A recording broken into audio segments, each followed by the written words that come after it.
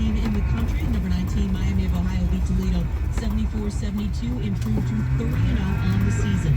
On ESPN, number 17, North Carolina 17-0 at home, one of two major conference schools unbeaten at home, hosting a Clemson team that it's tied for fourth with in the ACC in the final double bye in the conference tournament.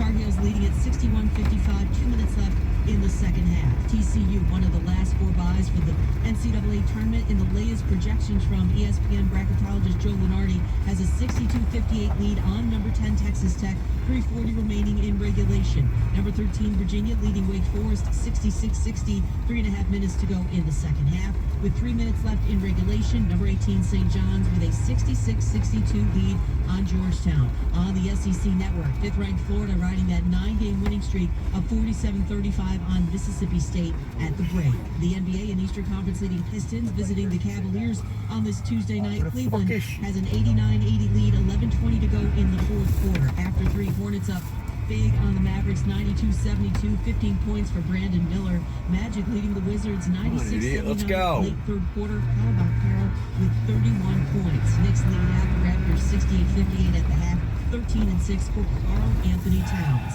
In a matchup of two of the three best teams in the